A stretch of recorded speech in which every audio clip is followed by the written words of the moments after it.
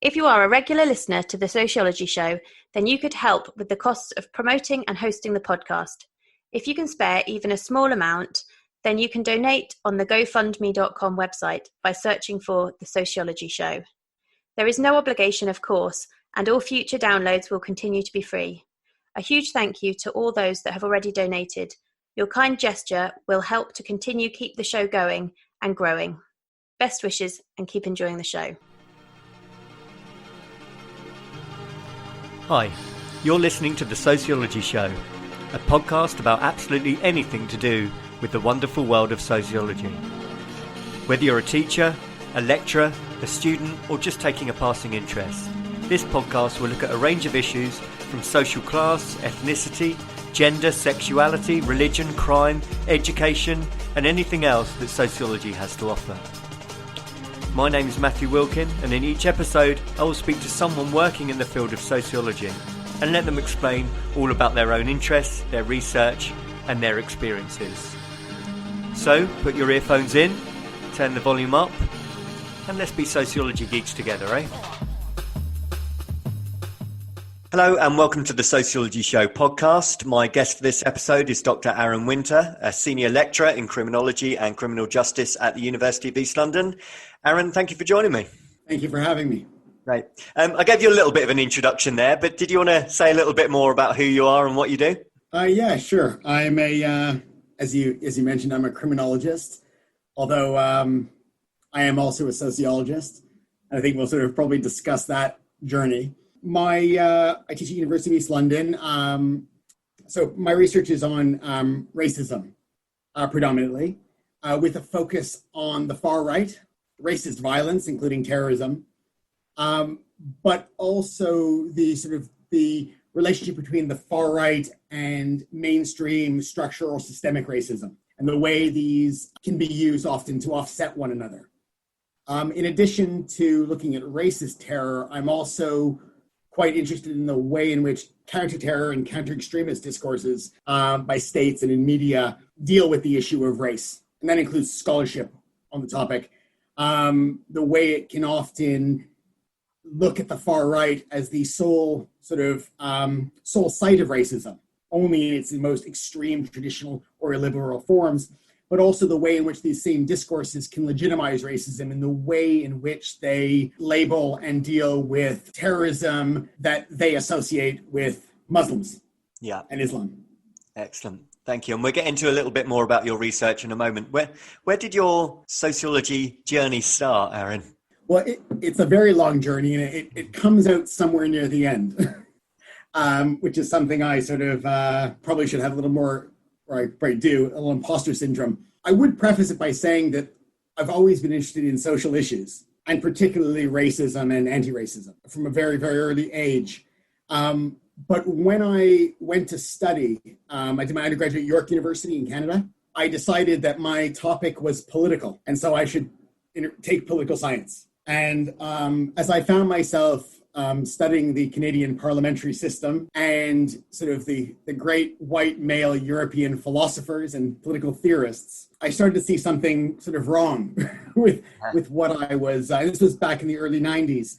But I also found that political science looked at both the state and civil society in institutional forms as the sort of mediators of democracy and the sort of regulators or measure of progress, them and the law. And people and social formations, social relations seem to be, I guess, more about public opinion, electoral opportunities, electoral constituencies. And I didn't feel that enough was being focused on social inequalities and social relations and the way these reproduce each other.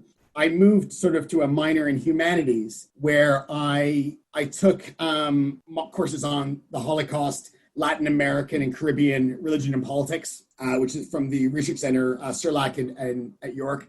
And I started to read Fanon, Said, Baba, and other such works. And while I had originally at that point decided I wanted to move to sociology, I thought, well, this was something that sort of politics and philosophy could still engage with. And I went on to do a master's in philosophy and social theory at University of Warwick. That was a bit of an awakening because still I didn't necessarily find I was dealing with the issues I wanted to. And I was sort of caught between the sort of Deleuzians and the analytic philosophers and the social theorists of modernity. Yeah.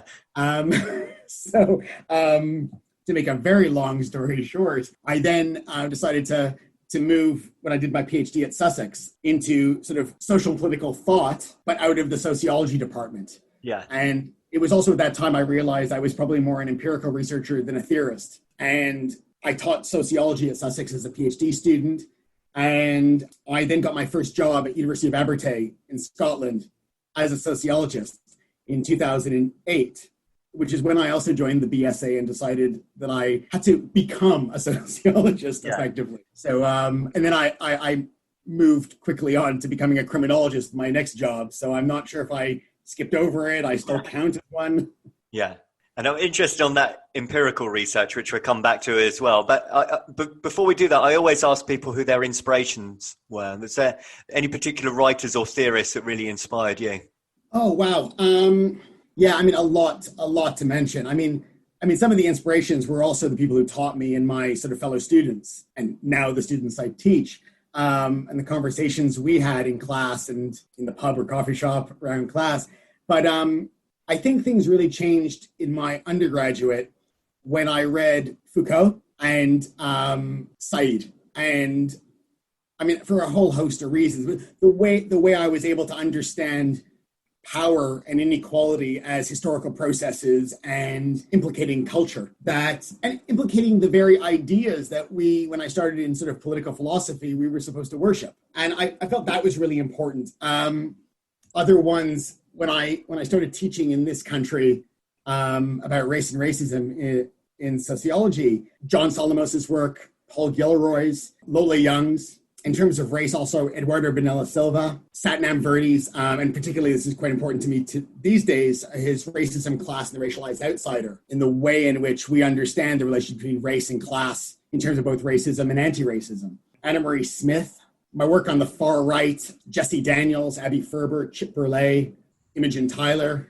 I sort of I have a long list of people who inspired, different parts. Some have inspired my work about and influenced my work on the far right, some on inequality, some on the relationship between race and class. And I know these are all intertwined, but, and some educating me at certain junctures in my life when I was moving to a different country and I wanted to sort of learn everything I could. And I remember that process very well, moving from Canada, studying American racism and having to teach racism in Britain, being in Britain and about it, and wider sociology. And I sort of found these authors, these scholars who also presented interventions into a lot of the sort of interventions into, I guess, often the absences, highlighting things that hadn't been engaged with in traditional sociology.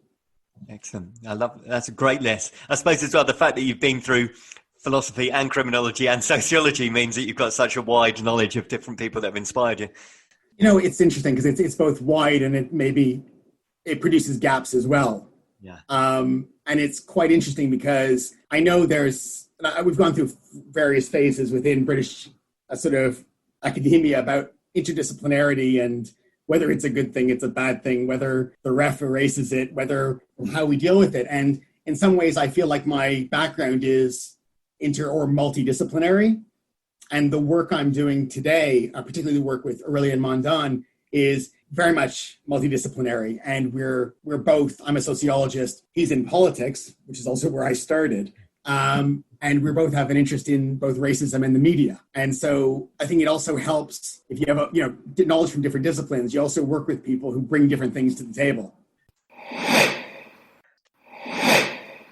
So let's talk about your research in a bit more detail then. So before we talk about the ins and outs of it, you said you consider yourself an empirical researcher. So how does research look for you, Aaron? What's your methodologies, if you like?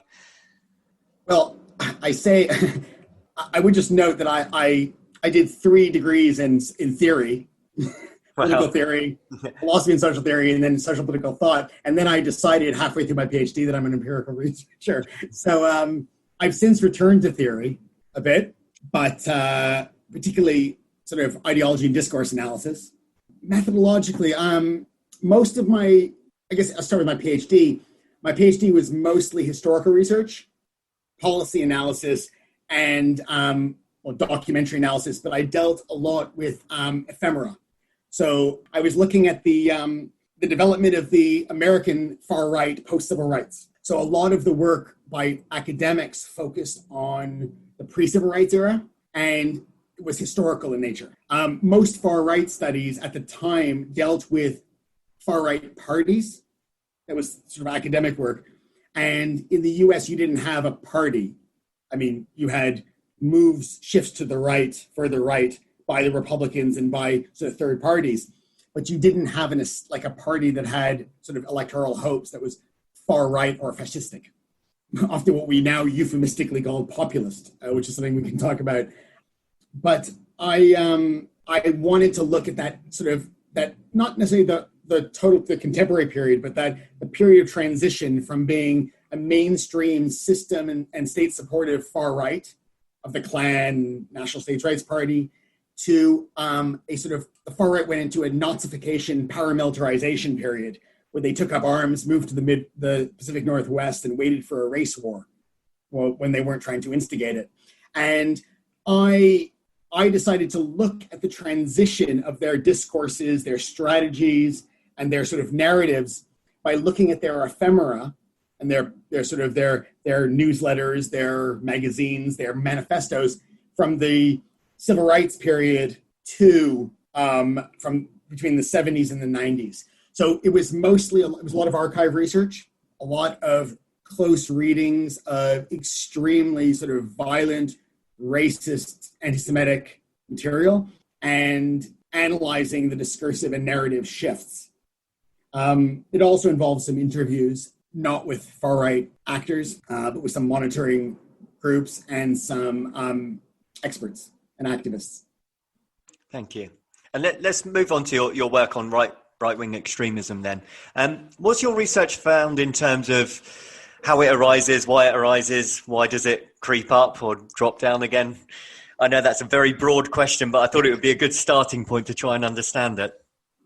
Yeah, I'm not, I guess this is a tricky one because I hesitate to say I'm not trying to explain it, whereas that the explanatory function of academic work and sociology is very important. I'm not trying to say, so in far right studies, the explanation, causal explanation is often linked to theories about how we stop it. And these are intimately linked. These are two sides of the same coin. And they actually produce one another.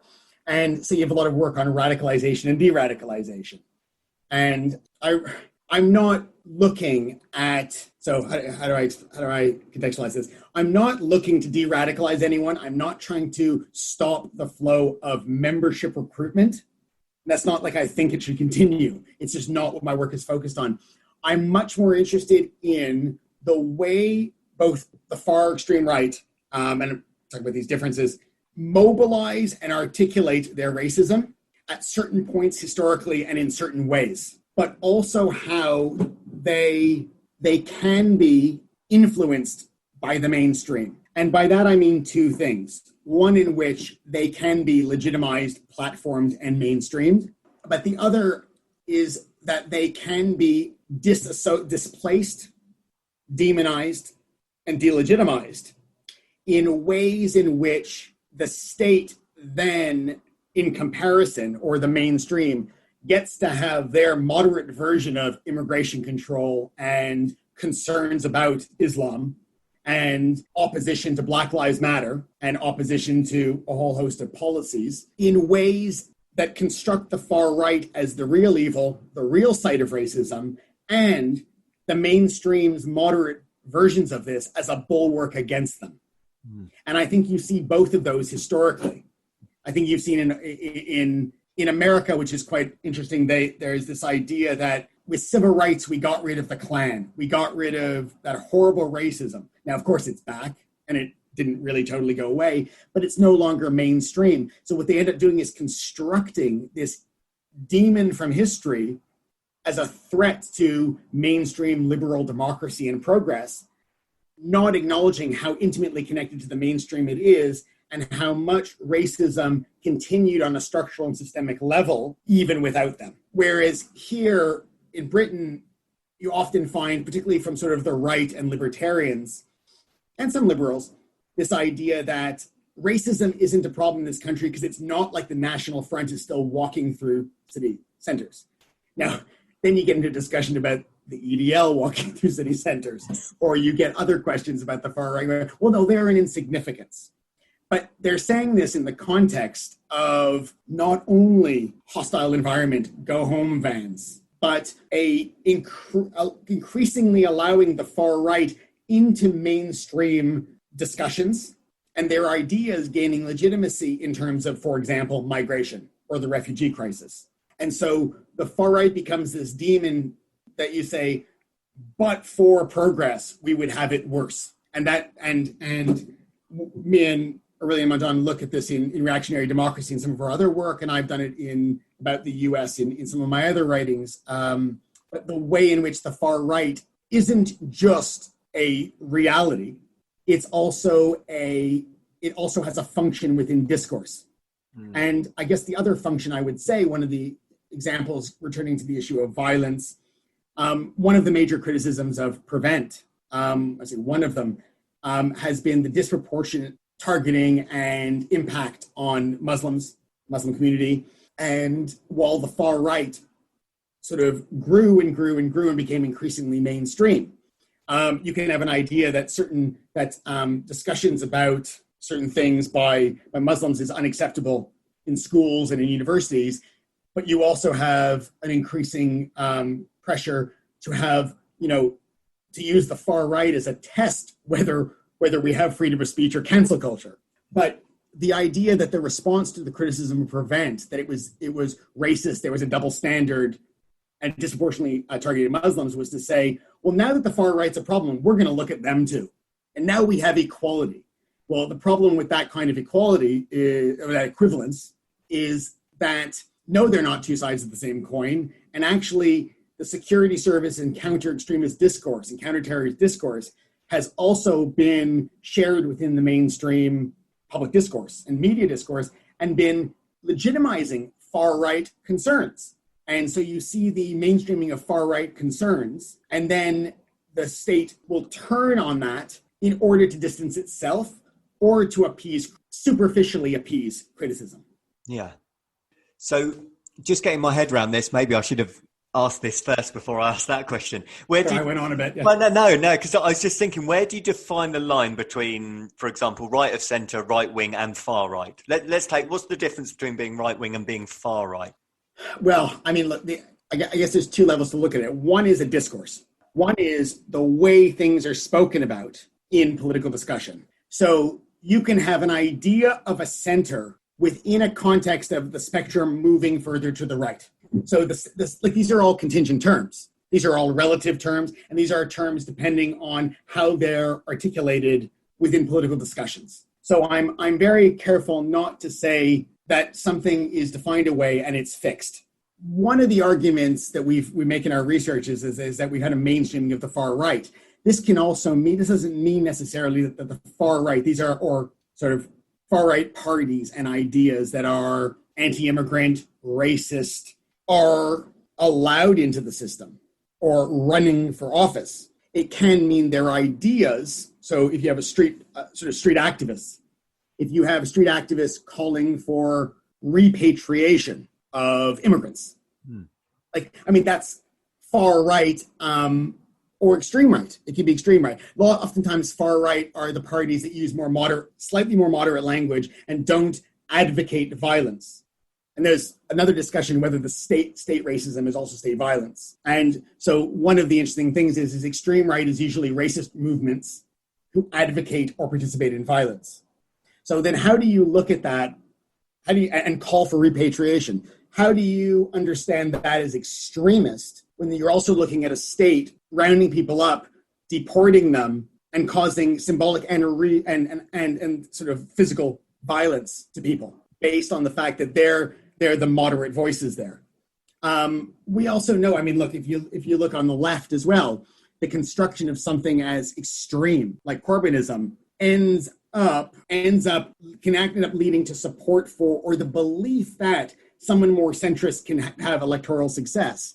and what centrism means to that when you've constructed a far left. Doesn't necessarily mean something slightly less far left. Yes. It also means something that appeases the right more. One of the discussions we often get in is how do you label UKIP? And often the defenses of UKIP are, we're not far right because we're not the National Front. And, we have legitimate ideas. We're saying things that the people want to hear. Well, everyone's a Democrat if they can cite public opinion. Doesn't matter how much that public opinion may be based around having a bad sample size, can be partial, can be completely made up, or can be asking certain questions in a sort of agenda setting way. If you keep on asking people, are you worried about immigration?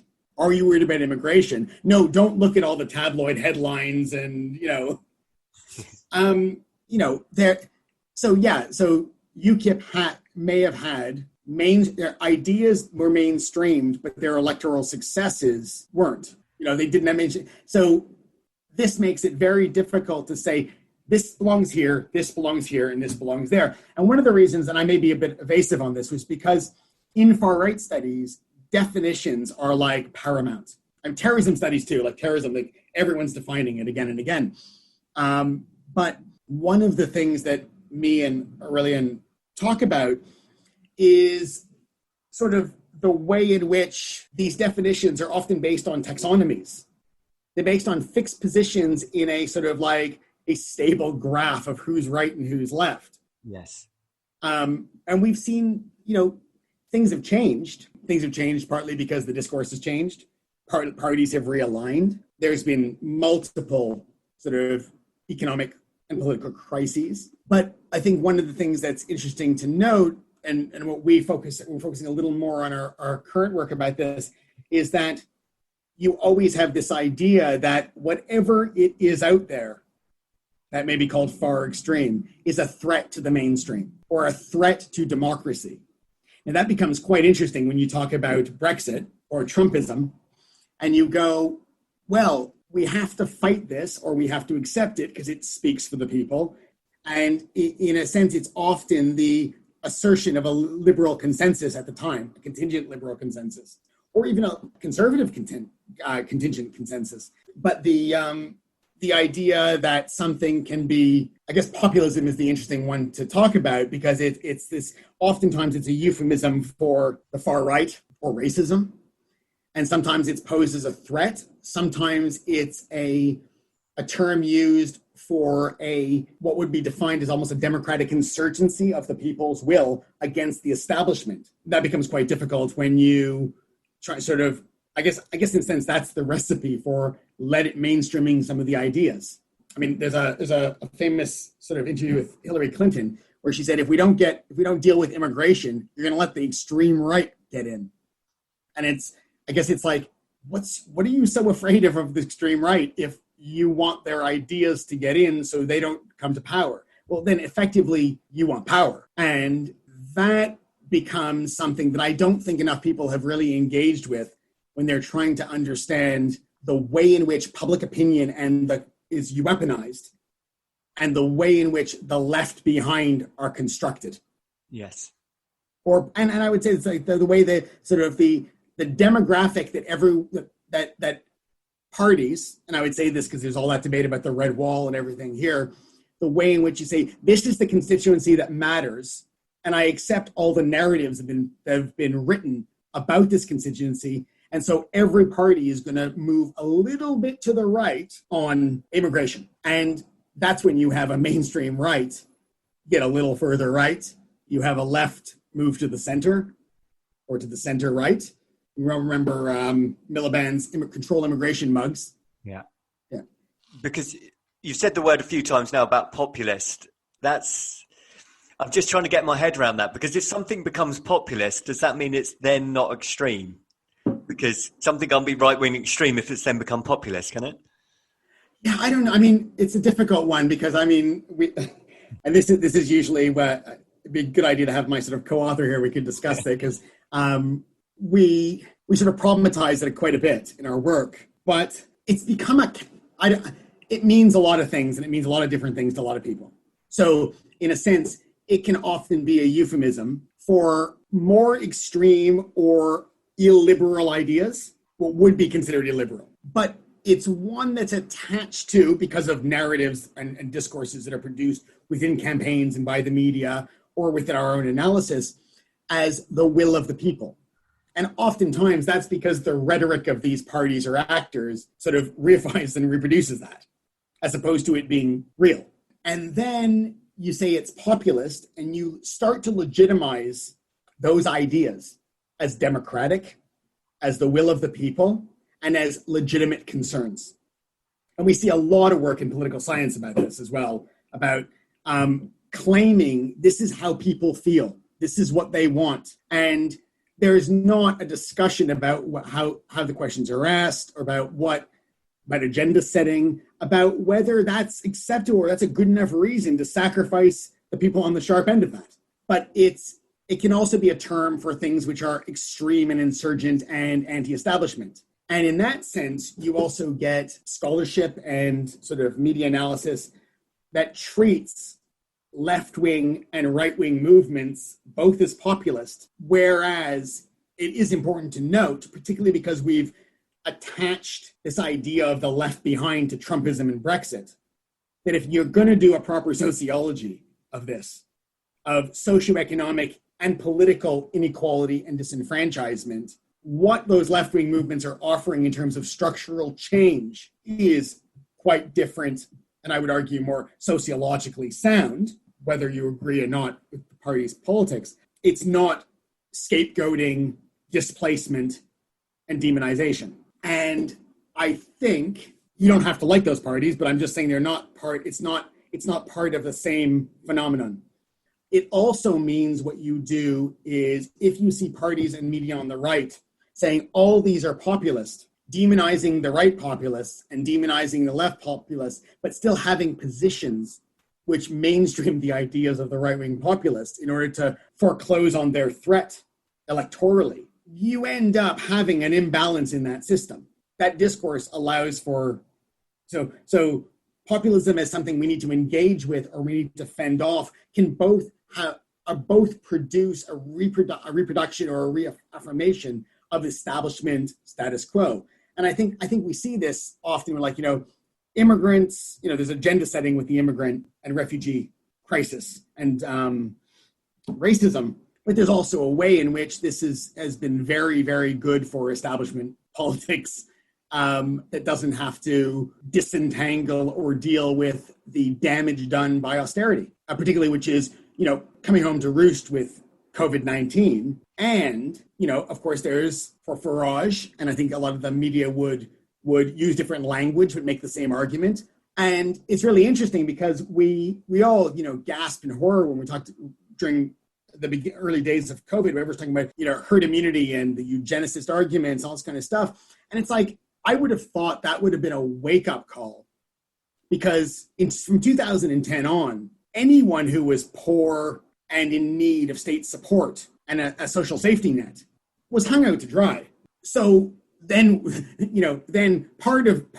some of the people who are in need get to be members of this national community, often in a racialized way, if immigrants can be scapegoated. And, I think the COVID-19 should have been a wake-up call that actually the working class are in this together and at the sharp end, the very diverse working class. But instead it becomes again about save the economy, which doesn't serve everyone equally, and look over there, refugees. Yeah, I think that's, and it plays on, I think it plays often on this, the populist or the rhetoric that's related to the sort of the concept and analysis of populism and tactic of public opinion, what the people want. I mean, a lot of people may want a basic living wage. They may want a well-resourced NHS. They may want a works program. They may want a lot of things. But the only thing that the only people that sort of the government seems to care about is, but they want controls over immigration. let's talk a little bit more about that. So, reactionary democracy, how racism and the populist right became mainstream. Do you want to tell us a little bit more about how that got started, how you conducted your research on that one? Absolutely. I should have normally when we describe this, it's a two-person co-author kind of thing. So I'll try to do justice to it. Yeah, I mean, I think we're looking at many of the things I've said already, and after years of working mostly on sort of the far or extreme right, I've sort of moved more to, I guess, similar to areas that I'm teaching, is on sort of mainstream structural institutional racism. But in it, we look at the place of, the title sort of says it, how racism, populist, far right became mainstream. We're looking at the notion of reactionary democracy, which is the construction and often weaponization of democracy for reactionary ends. So we're looking very much at the way in which democracy is evoked in the service of, through I guess, the people's will or discourses about populism, about immigration control, white victimization, reverse racism, and a whole bunch of other things. But part of what this is premised on is an idea about whether racism is legitimate. And we look at the way in which democracy become and liberalism, and I'll say a little something with that, are ways of legitimizing racism as discourses. The way in which, if you couch it in these terms, the people's will, democracy, sort of, it becomes something that is not necessarily is something we ought to do, or that is acceptable. And part of this is premised on the what we call the liberal and illiberal racism sort of distinction. And this is the idea that racism used to be an acceptable, legitimate thing. It used to be an illiberal scourge on our liberal democratic societies. But in the European case, we defeated the Nazis, those horrible racist imperialists. And then we had a half century of progress in liberal democracy. In America, slightly delayed till civil rights, deterioration in civil rights. In South Africa, till the end of apartheid. And you have this idea that we have progressed, we have overcome these. Now, it's quite interesting because then the far right becomes this remnant of the past, something that is out of time, out of place, and doesn't belong, and we all hate it. And this is a way in which Western societies have convinced themselves. And we also, in the book, we talk about the US, UK, and France. We touch on some other countries as well. But the way in which liberal societies have convinced themselves that they are not superior because they're white, they're superior because they're liberal and tolerant, much more so than other people and places. And so you see the racism form in other ways. But there is this sort of like value democracy, this value liberalism that increasingly can become weaponized in new forms of racism. Some call them neo-racism, cultural racism, colorblind racism. Yeah. And they're weaponized against certain groups in the name of liberal values. So we wrote an article in Ethnic and Racial Studies on liberal and illiberal Islamophobia, and the way in which free speech, women's rights, LGBT rights are weaponized against false versions of them are weaponized against Muslims. But also the way, and the free speech one is a continuing discussion. I've just seen another celebrity who has a recording deal has just damned cancel culture. But the way in which these have been weaponized against certain groups, but also the way in which they've been weaponized against anti-racist politics. So in a sort of colorblind frame, if you talk about racism and racial inequality, you're making race the issue. And there's different discourses about that. You're not appreciating how far this society's come and how good we are to you.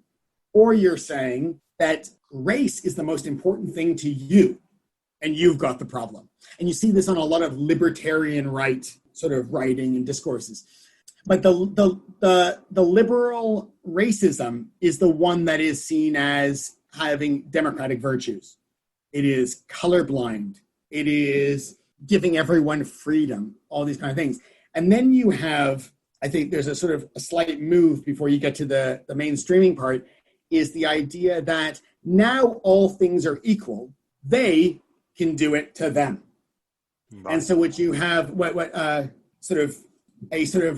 Song says, like a culture of racial equivalence. Yes. And this idea that, well, if we accept that everyone's equal, you acknowledge this as a problem, then you're not, then you're raising the issue. You're making it issue and you want more. I mean, it's an age-old anti-affirmative action discourse. But if all things are equal, reverse racism becomes an issue or a possibility. And what we see in the populist discourse is not just a rearticulation of democracy in terms of the will of a specific discourse about both the people and the nation. So what the people want, but what the people seem to want is going back on all the progress, which is the key to not having to acknowledge it, which is ironic. It's where you get nostalgia for previous periods, even for empire, that despite all the progress. Yeah. And the defense of statues of slave traders. But what ends up happening there is that in between these two moves, who the people are, who are constructed as the people in this will of the people, are in the dominant narratives, the left behind. And these are the white working class. Now, some people say, well, it's not just the white working class, it's the working class. Although you often find the discourses are always about how the working class is worried about immigration, despite that the diversity of the working class would include immigrants and, first, second, third generation immigrants, or descendants of immigrants. But also, it allows, the construction of the white working class allows for a construction of whiteness that no longer has privilege. It allows for the cementing on often pseudo-sociological terms of a victimization of a certain group. Now, there is no doubt working class people are disenfranchised, and particularly in an unequal system, in a class system. But the way it argues is that this is the will of the people, this is the voice of the people, and those who are immigrants, racial and ethnic minorities, are not given a class position within this and are often at the sharp end of its politics. What it also ignores is this is often an elite project where what the will of the people is also intimately connected with what the right wants, the establishment right wants, but also in terms of immigration, or thinks they can justify as an appeal to the working class, addressing their historical failure on inequalities and regulating capitalism. But also, if you construct the white working class as the engine of, or the source of racist anti-immigrant politics, that's a totally classed analysis. It's extreme. It's extremely it's if it wasn't for the whiteness, but it also benefits elites. It benefits white people in general, or it claims to. It ends with the Tory party running process as opposed to a populist insurgent party. It ends with a millionaire Republican running things over there. And not only no structural adjustments to the socioeconomic system, it ends with actually the crisis after crisis where the holes in the system that would produce socioeconomic inequality and disenfranchisement are maintained and reproduced. And so I think one of the things, and I sort of veered off a little bit, but I think the argument we're partly making is the way in which the discourse of populism and democracy often use them and use certain figures within society as scapegoats or justifications to perpetuate reactionary agendas under the auspices of democracy. So I'm just trying to work out where the intersectionality of race comes into class, because is ultimately the majority of this to do with class and race is a sub issue, or I'm just trying to get my head around it. If ultimately this is a class discussion.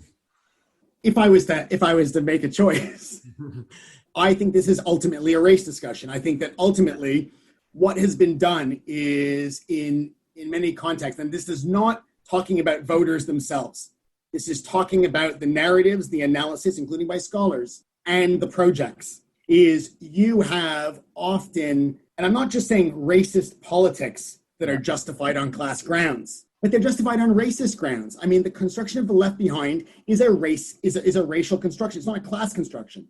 If it's about white people. Yeah. And it's about nostalgia for empire, and it's about nostalgia for a period prior to Windrush. That's a racial project, not a class project. If you're talking about a construction of class where race is second, where we know the class status of immigrants, Black people, the idea of separating race and class only serves to oppose them, to construct an opposition to them. So if you're making if someone's making an argument that how do class and race intertwine, and they're saying that, class is, fundamental and race is class reified, then they'd have a lot to explain about the way in which the working class is weaponized against Black, immigrant, Asian people and communities. You'd also have to disentangle the relationship between empire, slavery, immigration, and capitalism. Yes. And I think one of the problems is, and I think we see this with labor as well, it's like going, well, we need to appeal to the red wall. We need to appeal, we need to appeal to their concerns. Well, who are they? And are they a class cohort or are they a white cohort? Yeah. And what do you think they believe? Do you think because they're working class, they're racist? Or do you think because they're white, they're racist? Or do you think that there might be a diversity? It's interesting. The right has all the time for this diversity of ideas thing, except when it comes to working class. Then they all think alike. And you can see this. Look, much of the literature on the left behind has been written by elite scholars claiming working class people believe something and pursuing their own racist and xenophobic agendas. It's difficult because the way in which the sociology of class and the sociology of race are constructed in the sociological kind of community, it's that they're different. They don't talk to one another. Yeah. And largely I would say, though, there's some great scholars of class who work on race. There are a lot. I can't think of any sociologist. Most scholars of sociologists of race deal with class.